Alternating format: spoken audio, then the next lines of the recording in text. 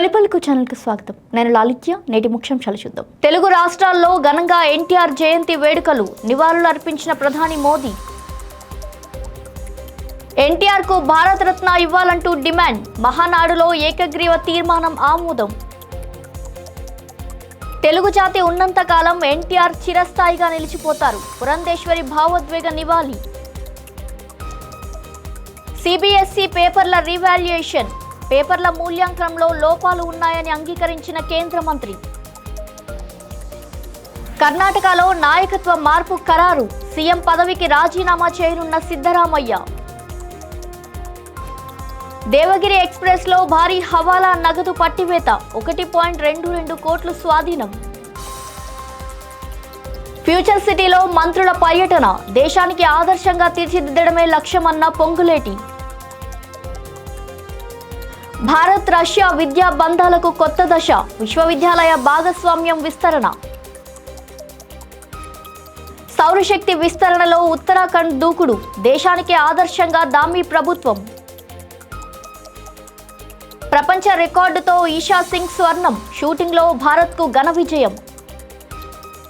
తెలంగాణలో సరికొత్త చరిత్ర, మహిళా సంఘాల చేతుల్లో సౌర విద్యుత్ ప్రాజెక్టు ప్రారంభించిన డిప్యూటీ సీఎం.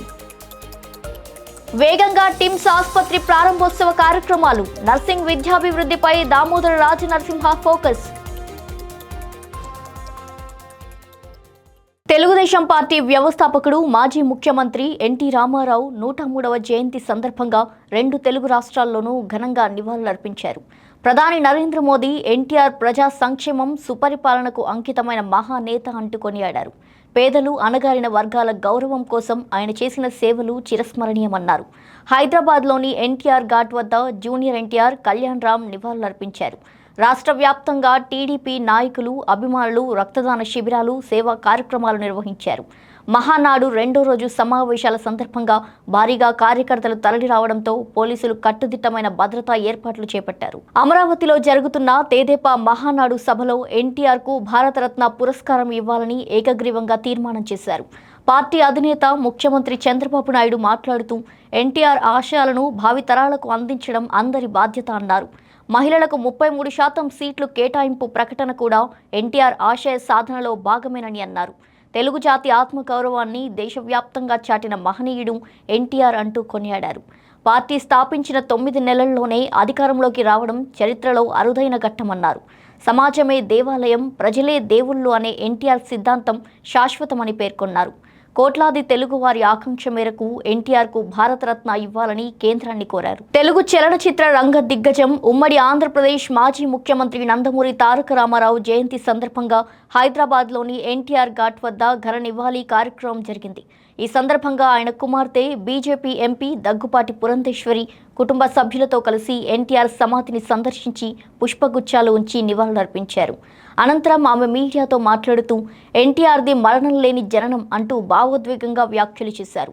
భౌతికంగా దూరమైన తెలుగు ప్రజల గుండెల్లో ఆయన చిరస్థాయిగా నిలిచిపోయారని తెలిపారు.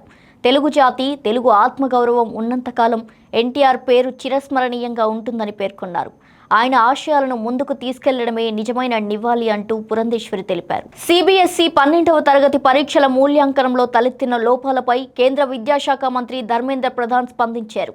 ఈసారి తొలిసారిగా అమలు చేసిన ఓఎస్ఎం ఆన్ స్క్రీన్ మార్కింగ్ తెరపై మూల్యాంకన విధానంలో కొన్ని వ్యత్యాసాలు బయటపడినట్టు అంగీకరించారు. ఈ విధానంలో విద్యార్థుల జవాబు పత్రాలను స్కాన్ చేసి కంప్యూటర్ తెరపై పరిశీలించి మార్కులు కేటాయిస్తారు. దీనివల్ల పారదర్శకత పెరుగుతుందని, విద్యార్థులు తమ జవాబు పత్రాలను సులభంగా పరిశీలించే అవకాశం ఉంటుందని మంత్రి తెలిపారు. దేశవ్యాప్తంగా సుమారు 17 లక్షల మంది విద్యార్థుల 98 లక్షల జవాబు పత్రాలు ఈ విధానంలో పరిశీలించారని చెప్పారు. కొన్ని లోపాలు గుర్తించిన నేపథ్యంలో రీవాల్యుయేషన్ ప్రక్రియ ప్రారంభించనున్నట్టు వెల్లడించారు. ఒక్క విద్యార్థికి కూడా అన్యాయం జరగకుండా చర్యలు తీసుకుంటామని ఆయన భరోసా ఇచ్చారు. కర్ణాటక సీఎం సిద్ధరామయ్య రాజీనామా చేయనున్నారనే వార్తలతో కర్ణాటక రాజకీయాలు హాట్ టాపిక్గా మారాయి. సీఎం పదవికి రాజీనామా సమర్పించేందుకు ఈరోజు ఉదయం గవర్నర్ను కలిసేందుకు సమయం కోరినట్టు సమాచారం. అయితే గవర్నర్ థావర్ చంద్ గెహ్లోట్ ప్రస్తుతం స్వస్థలానికి వెళ్లడంతో రాజకీయ ఉత్కంఠ మరింత పెరిగింది. అయినప్పటికీ రాజీనామా ప్రక్రియ కొనసాగుతుందని సీఎం కార్యాలయ వర్గాలు తెలిపాయి. మధ్యాహ్నం 3 గంటలకు సిద్ధరామయ్య రాజీనామా లేఖ సమర్పించే అవకాశం ఉన్నట్టు తెలుస్తుంది. మరోవైపు రాజ్యసభ సీటు ఆఫర్ వచ్చినా సిద్ధరామయ్య ఆసక్తి చూపలేదని, ఎమ్మెల్యేగానే కొనసాగాలని భావిస్తున్నట్టు సమాచారం. ఇక ఇదిలా ఉండగా కర్ణాటక తదుపరి ముఖ్యమంత్రిగా డీకే శివకుమార్ ప్రమాణ స్వీకారం చేయనున్నట్టు కాంగ్రెస్ మంత్రి హెచ్కే పాటిల్ వెల్లడించారు. కర్ణాటక సీఎం సిద్ధరామయ్య రాజీనామా చేయనున్నారనే వార్తలతో కర్ణాటక రాజకీయాలు హాట్ టాపిక్ గా మారాయి. సీఎం పదవికి రాజీనామా సమర్పించేందుకు గురువారం ఉదయం గవర్నర్ను కలిసేందుకు సమయం కోరినట్టు సమాచారం. అయితే గవర్నర్ థావర్ చంద్ గెహ్లోట్ ప్రస్తుతం స్వస్థలానికి వెళ్లడంతో రాజకీయ ఉత్కంఠ మరింత పెరిగింది. అయినప్పటికీ ముఖ్యమంత్రి పదవికి సిద్ధరామయ్య రాజీనామా చేశారు. డీకే శివకుమార్తో కలిసి లోక్ భవన్కు వెళ్లిన ఆయన గవర్నర్ అందుబాటులో లేకపోవడంతో రాజీనామా లేఖను గవర్నర్ కార్యదర్శికి సమర్పించారు. అధిష్టానం ఆదేశాల మేరకే తాను వైదొలిగినట్లు వెల్లడించిన సిద్ధరామయ్య ప్రజల సేవకే తన రాజకీయ జీవితం అంకితమని పేర్కొన్నారు. రాజ్యసభ ఆఫర్ను తిరస్కరించిన ఆయన ఎమ్మెల్యేగా కొనసాగుతానని స్పష్టం చేశారు. తన స్థానంలో డీకే శివకుమార్ ముఖ్యమంత్రిగా బాధ్యతలు చేపట్టడం దాదాపు ఖాయంగా కనిపిస్తోంది. శనివారం సీఎల్పీ సమావేశంలో అధికారిక నిర్ణయం వెలువడే అవకాశం ఉంది. ముంబై నుంచి సికింద్రాబాద్కు దేవగిరి ఎక్స్ప్రెస్ రైల్లో హవాలా నగదు తరలిస్తున్న వ్యక్తిని రైల్వే పోలీసులు అదుపులోకి తీసుకున్నారు. మహారాష్ట్ర అమరావతికి చెందిన విజయ్ అంబదాస్ గుప్తా నుంచి 1.22 కోట్ల నగదును స్వాధీనం చేసుకున్నారు. నగదు మూలానికి సంబంధించిన ఎలాంటి పత్రాలు చూపించలేకపోవడంతో హవాలా డబ్బుగా గుర్తించారు. ముంబైలోని ఓ నగల వ్యాపారి సూచన మేరకు సికింద్రాబాద్లోని వ్యక్తికి ఈ నగదును అందజేయాల్సి ఉందని నిందితుడు విచారణలో వెల్లడించారు. నగదు తరలింపుకు 5,000 రూపాయల పారితోషికం ఇస్తామని చెప్పినట్టు తెలిపాడు. స్వాధీనం చేసుకున్న నగదును ఆదాయ పన్ను శాఖ అధికారులకు అప్పగించగా కేసుపై మరింత దర్యాప్తు కొనసాగుతోంది. ఫ్యూచర్ సిటీలో రాష్ట్ర మంత్రులు పొంగులేటి శ్రీనివాసరెడ్డి, శ్రీధర్ బాబు పర్యటించి అభివృద్ధి పనులను పరిశీలించారు. ఫ్యూచర్ సిటీ డెవలప్మెంట్ అథారిటీ కార్యాలయ భవనం నిర్మాణంతో పాటు స్కిల్ యూనివర్సిటీ పనుల పురోగతిపై అధికారుల నుంచి వివరాలు అడిగి తెలుసుకున్నారు.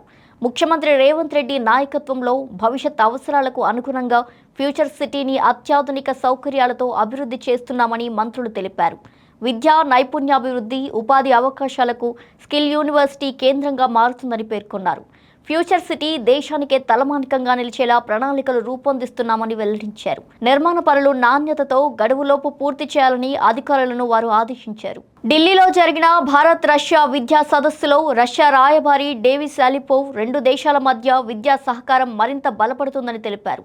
ఆర్థికం, వైద్యం, పరిపాలన, ఆధునిక సాంకేతిక రంగాల్లో ఇరు దేశాల విశ్వవిద్యాలయాలు భాగస్వామ్య కార్యక్రమాలు చేపడుతున్నాయని తెలిపారు.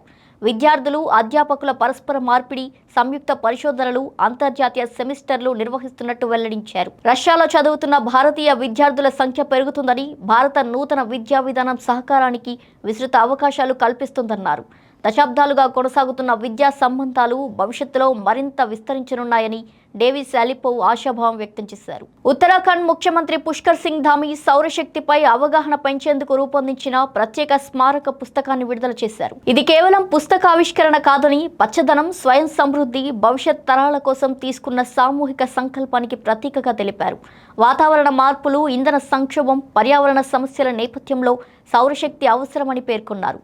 ప్రధాని సూర్యఘర్ యోజన కింద రాష్ట్రం ముందుగానే 40,000 రూఫ్ టాప్ సౌర విద్యుత్ యూనిట్ల లక్ష్యాన్ని పూర్తి చేసిందని వివరించారు. ప్రస్తుతం లక్ష్యంలో 95% పూర్తి కాగా రాష్ట్రంలో సుమారు 290 మెగావాట్ల గృహ సౌర విద్యుత్ సామర్థ్యం ఏర్పాటైందన్నారు.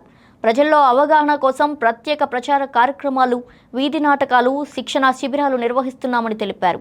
సౌరశక్తి విస్తరణతో విద్యుత్ ఖర్చులు తగ్గడంతో పాటు పర్యావరణ పరిరక్షణకు దోహదపడుతుందని ముఖ్యమంత్రి వెల్లడించారు. ఈషా సింగ్ అంతర్జాతీయ షూటింగ్ వేదికపై సంచలన చరిత్ర సృష్టించింది. జర్మనీలోని మ్యూనిచ్లో జరుగుతున్న ISSF ప్రపంచ కప్ మహిళల 25 మీటర్ల పిస్టల్ విభాగంలో అద్భుత ప్రదర్శన కనబరిచిన హైదరాబాద్ షూటర్ ఈషా సింగ్ 50 పాయింట్లలో 43 పాయింట్లు సాధించి స్వర్ణ పతకం కైవసం చేసుకుంది.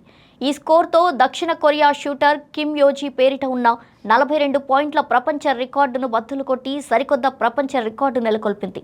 21 ఏళ్ల ఈషా ఒత్తిడిని తట్టుకొని అద్భుతంగా రాణిస్తూ టోర్నీలో భారత్కు తొలి పతకం అందించింది.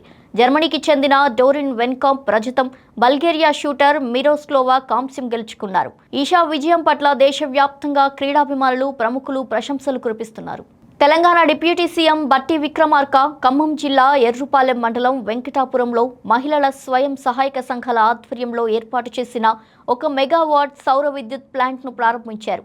దాదాపు 3 కోట్ల రూపాయల వ్యయంతో ఇందిరా మహిళా శక్తి పథకం కింద నిర్మించిన ఈ ప్రాజెక్టు దేశంలోనే మహిళా సంఘాల ఆధ్వర్యంలో ప్రారంభమైన తొలి సౌర విద్యుత్ యోజనగా నిలిచింది. ఈ కార్యక్రమంలో మంత్రి సీతక్క కూడా పాల్గొన్నారు. ఈ ప్లాంట్ ద్వారా మహిళా సంఘాలకు నెలకు 4.5 లక్షల నుంచి 5 లక్షల వరకు ఆదాయం వచ్చే అవకాశం ఉందని ప్రభుత్వం తెలిపింది. మహిళలను కేవలం లబ్ధిదారులుగా కాకుండా పారిశ్రామికవేత్తలుగా తీర్చిదిద్దడమే ప్రభుత్వ లక్ష్యమని బట్టి విక్రమార్క పేర్కొన్నారు. రాష్ట్రంలోని ప్రతి జిల్లాలో ఇలాంటి ప్రాజెక్టులను విస్తరించే దిశగా ప్రభుత్వం చర్యలు తీసుకుంటుందని వెల్లడించారు. మహిళలకు వడ్డీ లేని రుణాలు, పెట్రోల్ బంకులు, క్యాంటీన్లు, ఆర్టీసీ బస్సుల లీజింగ్, సౌర విద్యుత్ ప్లాంట్లు వంటి అవకాశాలు కల్పిస్తూ ఆర్థికంగా బలోపేతం చేస్తున్నానని తెలిపారు. దామోదర రాజనరసింహ తెలంగాణలో వైద్య సేవలు, నర్సింగ్ విద్యను బలోపేతం చేసే దిశగా కీలక నిర్ణయాలు తీసుకున్నారు. హైదరాబాద్ సనత్ నగర్లో నిర్మించిన టిమ్స్ ఆసుపత్రి ప్రారంభానికి ముందస్తు ఏర్పాట్లను మంత్రి పరిశీలించారు. ఆసుపత్రిలో ఆధునిక వైద్య పరికరాలు, సదుపాయాలు, ప్రధాన విభాగాలను ఉన్నతాధికారులతో కలిసి పరిశీలిస్తూ వైద్య సేవలు నాణ్యంగా అందేలా చర్యలు తీసుకోవాలని సూచించారు. ఇక మరోవైపు నర్సింగ్ విద్య విస్తరణకు రాష్ట్రంలో 10 కొత్త బీఎస్సీ నర్సింగ్ కళాశాలలు, 1 పీజీ నర్సింగ్ కళాశాలను ప్రారంభించాలని అధికారులను ఆదేశించారు. జీఎన్ఎం పూర్తి చేసిన విద్యార్థులకు ఉన్నత విద్య, ఉద్యోగ అవకాశాలు పెరిగేలా ప్రత్యేక చర్యలు చేపడుతున్నట్టు తెలిపారు. నర్సింగ్ కౌన్సిల్ను ఆధునీకరించి విద్యార్థులకు మెరుగైన వసతులు కల్పించాలని పేర్కొన్నారు. ఇవి వాల్టి బులెటిన్ డీటెయిల్స్. మరో బులెటిన్తో మళ్ళీ కలుద్దాం. చూస్తూనే ఉండండి తొలి పలుకు న్యూస్.